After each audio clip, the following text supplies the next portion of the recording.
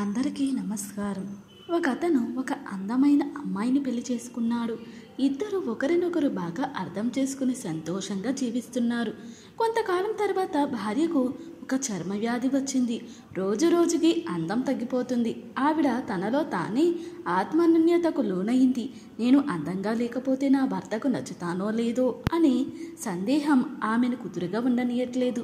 ఇంతలో ఒకరోజు భర్త ఒక టూర్కి వెళ్ళి వస్తుండగా యాక్సిడెంట్కి గురై అతడి కళ్ళు పోయాయి. కష్టకాలంలో ఒకరికొకరు ధైర్యం చెప్పుకుని ఇద్దరు సంతోషంగా ఉండటానికై ఎప్పుడు ప్రయత్నించే వారిరువురు ఆనందంగానే ఉంటున్నారు. కళ్ళు కనబడని భర్తకు చేదోడు వాదోడుగా ఆమె ఉండసాగింది. కానీ ఏ రోజుకా రోజు ఆమె వ్యాధి పెరిగి ఆమె అందం మచ్చుకైనా మిగల్లేదు. చివరికి ఒకరోజు ఆమె చనిపోయింది. అన్ని కార్యక్రమాలు విధిగా చేసిన భర్త వేరే ఊరికి ప్రయాణం అవుతున్నాడు. తెలిసిన అతను ఒకరు అడిగారు, ఇన్ని రోజులు నీ భార్య నీకు తోడుగా ఉంది కాబట్టి నీకు ఇబ్బంది లేకపోయింది. కళ్ళు కనపడని నువ్వు ఒంటరిగా కొత్త చోట ఎలా ఉండగలవు అని.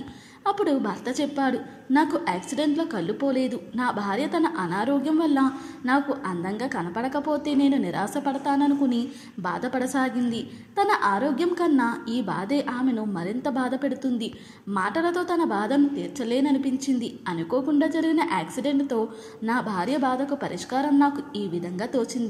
అందుకే ఇన్ని రోజులు నాకు కనపడనట్లే ఆమెతో ఉన్నాను.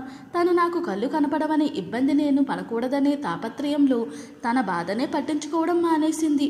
ఇద్దరము ఒకరి కోసం ఒకరం సంతోషంగా ఉన్నాము తను బతికినంతకాలం అని. ఒకరి లోటుపాట్లను ఇంకొకరు చూసి చూడనట్లుగానో తెలిసి తెలియనట్లుగానో వదిలేయగలిగితే బంధాలు కలకాలం బాగుంటాయి.